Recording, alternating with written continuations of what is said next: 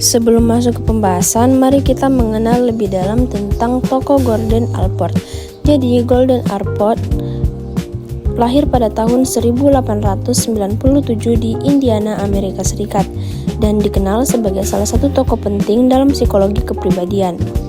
Ia menempuh pendidikan di Harvard dan meraih gelar PhD pada tahun 1922, kemudian menjadi pelopor dalam studi kepribadian di Amerika.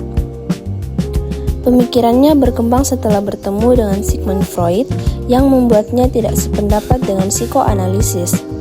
Allport lebih menekankan bahwa manusia adalah makhluk rasional yang digerakkan oleh kesadaran serta berfokus pada masa kini dan masa depan, bukan masa lalu.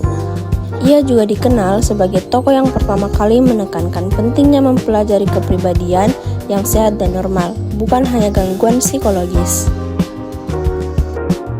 Seperti yang dijelaskan oleh teman saya tadi, Allport itu dia mempelopori penelitian tentang kepribadian manusia. Pada saat behaviorisme mendominasi Departemen Psikologi di Amerika Serikat dan pendekatan psikoanalitik mendominasi di tempat lain, Allport itu dia memperjuangkan metodologi empiris yang mempertimbangkan pengaruh konteks saat ini dan motivasi sadar, tanpa mengabaikan kemungkinan kontribusi ingatan atau mekanisme bawah sadar terhadap pemikiran dan perilaku manusia. Dalam pidatonya, di pidato Presiden APA pada tahun 1939, Allport ini menyatakan, "My plea is that we avoid authoritarianism, that we keep psychology from becoming a cult from which original and daring inquiry is ruled out by the application of one-sided test of method, that we come to evaluate our science, whether by its success in enhancing our powers of predicting, understanding, and controlling human action. As a need to progress, I have tried especially to strengthen the case for research upon the complex pattern of human mental organizations, terms of reference, subjects of point of view, and the act of understanding."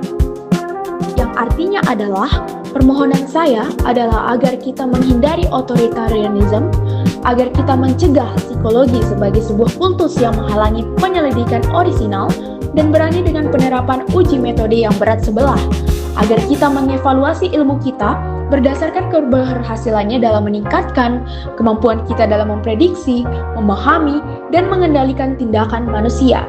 Sebagai bantuan untuk kemajuan, saya telah mencoba secara khusus untuk memperkuat argumen untuk penelitian tentang pola-pola kompleks organisasi mental manusia, kerangka acuan, sudut pandang subjek, dan tindakan pemahaman. Selain membahas mengenai kepribadian, Allport juga melakukan penelitian penting tentang dasar-dasar psikologis prasangka dan diskriminasi. Pada tahun 1954, Allport itu menerbitkan sebuah buku yang berjudul The Nature of Prejudice berdasarkan hasil penelitiannya sendiri. Buku ini banyak banget dibaca dan dikutip oleh psikolog lainnya. Tapi tidak hanya psikolog lain yang membaca dan juga mengutip bukunya, ada juga para pemimpin hak-hak sipil seperti Martin Luther King Jr. dan Malcolm X. Bahkan buku ini masih dicetak dan dipakai hingga saat ini. Nah, jadi teman-teman, Allport ini tuh dia adalah seorang guru yang sangat dihormati yang membentuk pemikiran bagi banyak muridnya, termasuk Jeremy Bruner dan Stanley Milgram. Pengaruh penelitian Allport ini sangat luas dan bertahan lama. Ia berada di peringkat ke-11 dalam daftar 100 psikolog paling terkemuka abad ke-20 versi APA.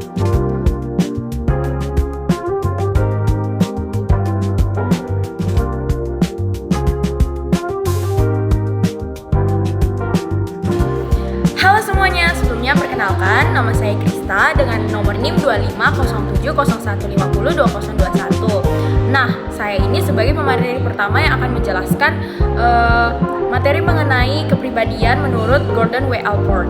Nah, jadi menurut Gordon W. Allport itu, kepribadian itu adalah organisasi dinamis dalam sistem psikofisik individu yang menentukan pola khas dalam berpikir, merasa, ataupun berperilaku. Nah, jadi kepribadian itu tidak dipahami sebagai sesuatu yang statis, melainkan sebagai sistem yang terus berkembang sepanjang kehidupan individu. Nah, konsep dinamis sendiri itu menunjukkan bahwa manusia itu memiliki kapasitas untuk berubah, beradaptasi, dan mengarahkan dirinya secara sadar. Oleh karena itu, setiap individu memiliki struktur kepribadian yang unik dan tidak dapat direduksi menjadi pola umum semata. Nah, selanjutnya materi yang kedua itu mengenai fokus utama dari teori Allport. Allport sendiri itu menekankan bahwa pendekatan terhadap kepribadian itu harus berfokus pada individu sebagai satu kesatuan yang utuh, bukan hanya sekedar hasil dari dorongan biologis ataupun pengalaman masa lalu. Nah, fokus utamanya itu seperti yang pertama, ada yang namanya keunikan individu. Jadi, setiap individu itu dia memiliki suatu kombinasi trait yang berbeda, sehingga tidak dapat disamakan antara satu sama lain. Pendekatan ini menolak generalisasi berlebihan yang sering ditemukan dalam teori-teori psikologi lainnya. Lalu yang kedua, kepribadian sebagai sistem yang terorganisir. Nah, jadi kepribadian itu bukan sekedar kumpulan sifat acak, tetapi struktur yang memiliki keteraturan dan hubungan antar komponennya. Lalu yang ketiga, berorientasi pada masa depan atau becoming. Jadi berbeda dengan psikoanalisis, Allport itu dia melihat manusia sebagai makhluk yang aktif dalam membentuk masa depannya, bukan hanya dipengaruhi oleh masa lalu.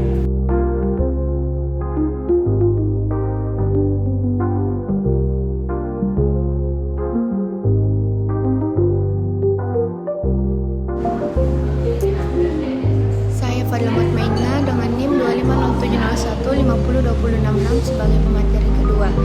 Evaluasi proprium atau inti diri.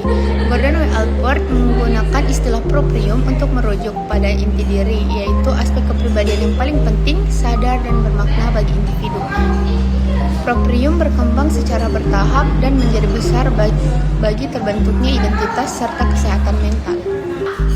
Kemudian dinamika motivasi fungsional autonomi. Salah satu kontribusi penting Gordon W. Allport adalah kondisi fungsional autonomi, yaitu gagasan bahwa motivasi individu tidak selalu bergantung pada pengalaman masa lalu.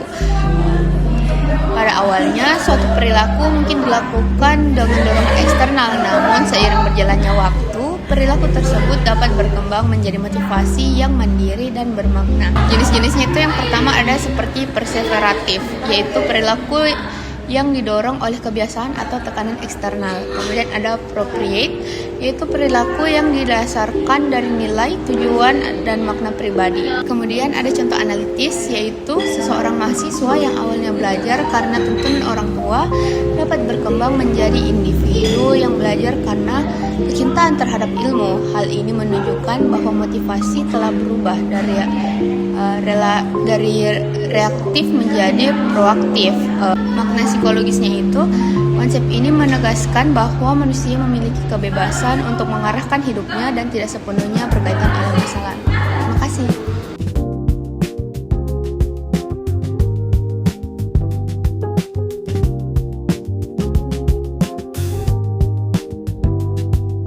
Perkenalkan, saya Paresa Aulia Zulma akan membahas tentang Gordon W. Allport. Jadi di materi ini tuh Gordon W. Allport mencoba menjawab satu pertanyaan sederhana yang berbunyi, apa sih yang bikin seseorang itu bisa disebut sehat secara kepribadian.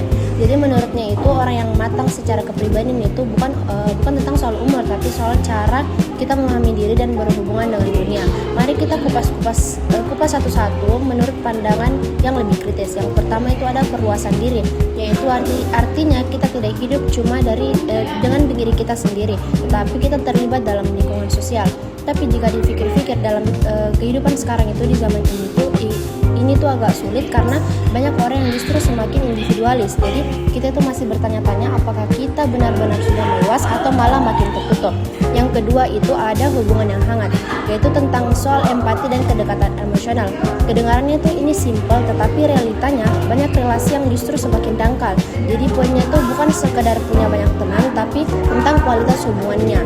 Yang ketiga itu ada keamanan emosional, yaitu kemampuan mengatur emosi dan menerima diri. Nah, di zaman sekarang ini tuh sangat penting karena orang itu gampang reaktif, gampang tersinggung. Jadi bisa dibilang itu ini sebagai fondasi stabilitas kepribadian. Yang keempat itu ada persepsi realistis, yaitu artinya kita melihat dunia apa adanya, bukan berdasarkan ego atau ilusi. Tetapi jujur ini tuh sangat susah di zaman sekarang karena banyak orang yang lebih nyaman hidup dalam versi realitas mereka sendiri. Yang kelima itu ada insight dan rumor, yaitu orang yang matang itu bisa mengerti dirinya sendiri dan bahkan bisa menertawakan dirinya sendiri. Jadi tandanya bahwa dia itu tidak terlalu defensif. Jadi kalau kita masih gampang tersinggung itu mungkin bagian insight dan humor kita itu masih belum kuat. Yang terakhir atau yang keenam itu ada filsafat hidup, yaitu soal nilai dan tujuan hidup. Jadi Jadi tanpa filsafat hidup, hidup kita itu akan berjalan tanpa arah. Jadi kita sibuk tapi tidak jelas arahnya mau kemana. Selanjutnya ada konsep trait atau konsep sifat. Jadi Allport membagi konsep ini tuh menjadi 3 bagian. Yang pertama ada cardinal traits. Cardinal traits adalah sifat yang sangat dominan sampai hampir menentukan seluruh hidup seseorang. Yang kedua itu ada central traits, yaitu sifat utama kita sehari-hari. Jadi seseorang itu memiliki sekitar 5-10 sifat utama yang misalnya itu seperti ramah, jujur, atau pemalu yang membuat kita tuh beda dari orang lain. Yang ketiga atau yang terakhir itu ada secondary traits, yaitu sifat yang muncul di situasi tertentu. Misalnya ketika kita biasanya santai tapi jadi tegang saat presentasi. Jadi kepribadian itu sebenarnya tidak kaku tapi fleksibel tergantung konteks.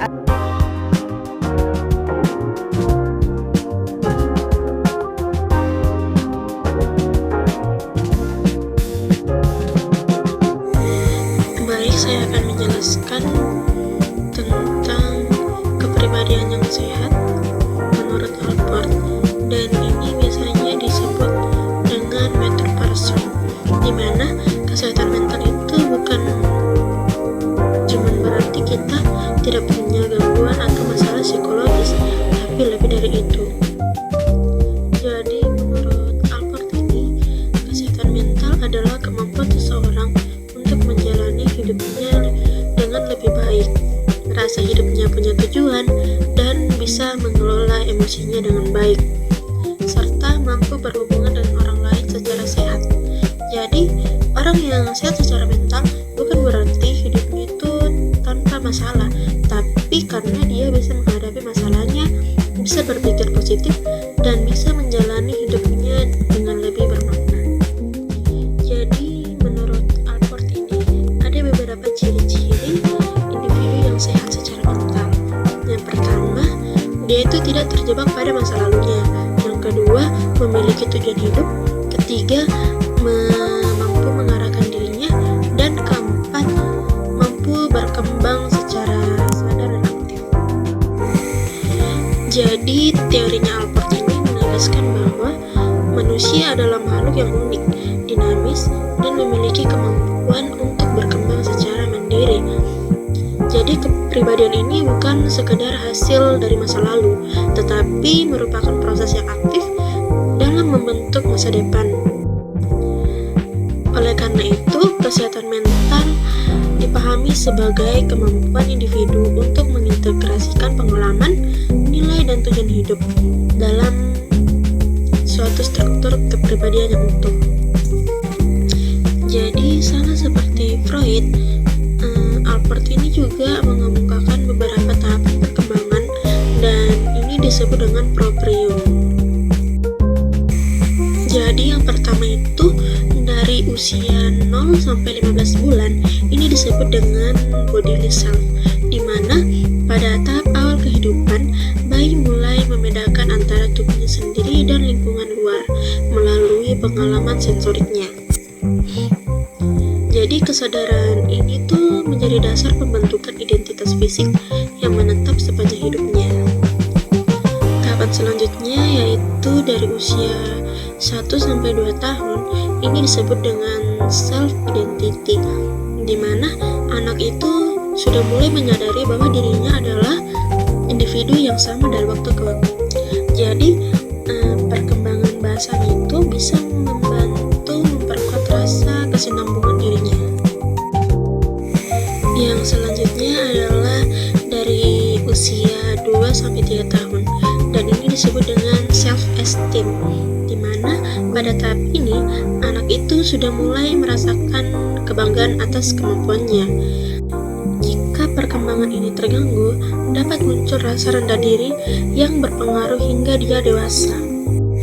Selanjutnya itu di usia 4-6 tahun, dan di usia ini terjadi 2 tahap, yaitu tahap self-extension dan self-image. Jadi di tahap self-extensionnya ini, anak itu mulai mengaitkan dirinya dengan orang lain dan lingkungan. Jadi hubungan emosional dengan objek atau orang bisa menjadi bagian dari identitas dirinya. Yang selanjutnya adalah self-image. Jadi pada tahapan ini, anak itu sudah bisa mengembangkan gambaran tentang dirinya berdasarkan persepsi orang lain dan standar sosial. Jadi muncul perbedaan antara dirinya nyata dan dirinya ideal. Selanjutnya itu dari usia 6-12 tahun, dan tahap ini namanya rasional Cooper, di mana pada tahap ini individu sudah mulai menggunakan logika untuk menghadapi masalah dan menyesuaikan diri dengan realitas. Dan pada tahap ini juga membentuk kemampuan berpikir rasional dan kontrol diri. Selanjutnya itu dari rentang usia remaja hingga dewasa, dan ini disebut dengan tahapan appropriate striving, di mana pada tahap ini ditandai dengan pembentukan tujuan hidup jangka panjang. Jadi individu sudah mulai berpikir ke depannya mau jadi apa. Jadi selanjutnya adalah rentang usia remaja hingga dewasa, dan ini tuh disebut dengan appropriate striving, di mana pada tahap ini ditandai dengan pembentukan tujuan hidup jangka panjang. Jadi individu sudah berpikir dia mau bagaimana di masa depan. Jadi dia sudah mulai bertindak berdasarkan nilai dan makna hidup yang sudah dia pilih secara sadar. Jadi kesehatan mental ini sangat dipengaruhi oleh keberhasilan integrasi setiap tahap proprium. Jika ada salah satu yang gagal dari tahap ini, dapat menyebabkan gangguan identitas atau ketidakstabilan dalam psikologisnya. Sekian presentasi dari kami, lebih dan kurangnya mohon dimaafkan. Terima kasih.